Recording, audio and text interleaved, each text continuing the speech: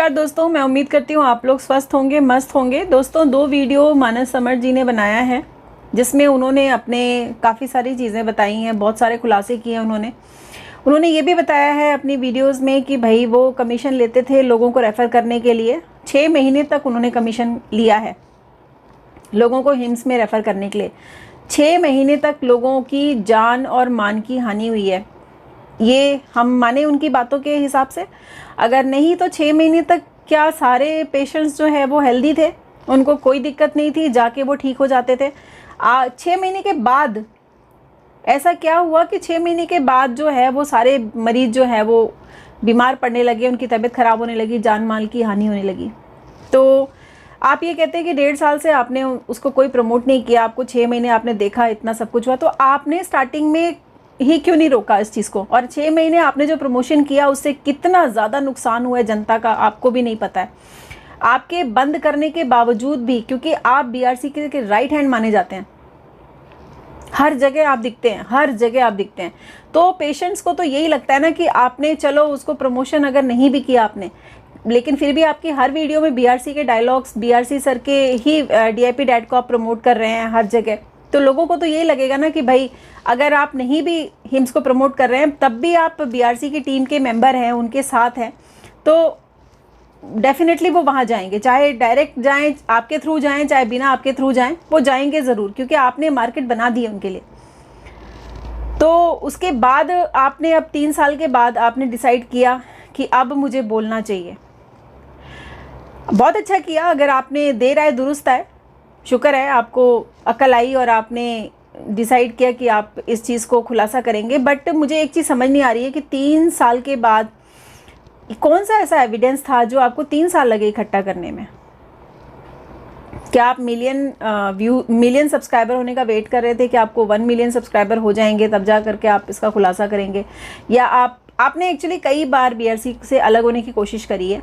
जब आपने कोशिश करी है तब आपको बहुत सारे व्यूअर्स ने गालियाँ मारी हैं और अंत में आप फिर पलट के वापस वहीं चले जाते हैं जहाँ से आप जर्नी शुरू करते हैं। तो मैं एक एग्जाम्पल बताती हूँ आपको। कमलकांत जी ने एक वीडियो रिलीज़ करी थी जिसमें उन्होंने मानस समर्थ के जो डायलॉग्स, जो उन्होंने बातें करी थी उनके साथ, कमलकांत जी के साथ, वो सारी बातें उन्होंने वीडियो के माध्यम से रिलीज़ कर दी। अब वो उसके ऊपर मैंने भी वीडियो बना दी। मैं वीडियो बनाती हूँ तो थोड़ी ज़्यादा उसकी रीच पहुँच जाती है, ज़्यादा लोगों तक पहुँच जाती है वो चीज़। तो उसका जब इम्पैक्ट पड़ा आपके ऊपर, तो आपने वापस बीआरसी सर का पैर पकड़ा, उनके पास चले गए और जा कर के आप दोनों ने मिलके एक वीडियो बनाई। बीआरसी ने आपको कवर किया कि नहीं हम तो ये एक फ्रॉड लोगों को पकड़ने की कोशिश कर रहे थे और फ्रॉड लोगों के खिलाफ हम ये मुहिम जारी कर रहे थे, हमने ये सब हुआ था। अब आप पेशेंट्स लेके आ रहे हो, पेशेंट्स के फेस भी ब्लर कर रहे हो। क्या गारंटी है कि 4 दिन के बाद आप ये बोलेंगे कि ये फ्रॉड पेशेंट्स थे, ये झूठ पेशेंट है, ये पैसे लेके बोलते हैं, झूठ बोलते हैं, कुछ भी बोलते हैं, बीआरसी को ब्लैकमेल करते हैं, हमको ब्लैकमेल करते हैं, हमारे सिस्टम को ख़राब कर रहे हैं? क्या गारंटी है कि आप ये नहीं बोलोगे? क्योंकि जब ऐसा हुआ है, ये कई बार हो चुका है। कभी आप लोग उसको मूवी का नाम दे देते हैं, कभी आप उसको मुहिम का नाम दे देते हैं, आप लोग कुछ भी बोलते हैं।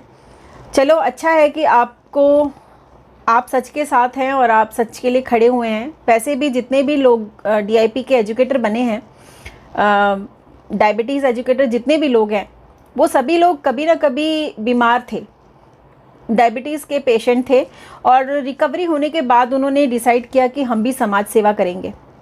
तो ये समाज सेवा कब बिजनेस में कन्वर्ट हो गई, ये जनता जो है वो जानना चाहती है। और एक सवाल और है मेरा, ये मेरा पर्सनल सवाल है, मैं आपसे जानना चाहती हूँ सर कि आप लोगों को कितना कमीशन मिलता था रेफ़र करने के लिए हिम्स में? वो कमीशन का खुलासा कीजिए प्लीज़, कि ये जितने भी डायबिटिक एजुकेटर हैं, ये हिम्स में पेशेंट को रेफ़र करने का कितना कमीशन लेते हैं, कितना परसेंटेज कमीशन लेते हैं वो? इसका खुलासा अगर आप कर दें अपनी वीडियोस में तो शायद ये बहुत बड़ा अचीवमेंट होगा सभी के लिए, और जनता और ज़्यादा जागरूक होगी। जो आप चाहते हैं वो ज़्यादा फास्ट हो पाएगा। दूसरा, एक चीज़ और मेरे को समझ नहीं आती है कि 1000 डायबिटीज़ एजुकेटर हैं बीआरसी सर के, तो ये सारे एजुकेटर जो हैं वो हिम्स में लोगों को रेफ़र कर रहे हैं, रेकमेंड कर रहे हैं, और इतनी सारी घटनाएं वहाँ पे अगर हो रही हैं तो ये 1000 लोग क्यों चुप बैठे हैं? तो ये सारे सवाल हैं और जनता डेफिनेटली जानना चाहती है, क्योंकि जनता बहुत भोली भाली है और इंटरनेट की दुनिया बहुत ज़्यादा ख़राब है। ये बहुत गंदी दुनिया है इंटरनेट की। तो हम पूरी कोशिश कर रहे हैं समझने की कि एक्चुअल में मकसद क्या है, जो हो रहा है उसका एक्चुअल मकसद क्या है। तो उम्मीद करती हूँ कि आप एक वीडियो बना करके इन सब बातों का खुलासा करेंगे और जनता को और ज़्यादा अवेयर करेंगे, और ख़ास करके जितने भी ये DIP एजुकेटर हैं आप जैसे, उन लोगों को भी अलर्ट करेंगे। और सबसे बड़ी तो बात मुझे एक चीज़ समझ नहीं आ रही है, जो चीज़ आपको समझ में आ गई है वो चीज़ राजस्थान के जो हिम्स के ओनर हैं, जिन्होंने वहाँ चला रहे हैं, वो खुद डायबिटिक एजुकेटर हैं, उनको ये बात पल्ले क्यों नहीं पड़ रही है? वो तो रोज़ डेली बेसिस पे देखते होंगे ना कितना नुकसान हो रहा है लोगों को, वो क्यों नहीं कुछ बोल रहे हैं?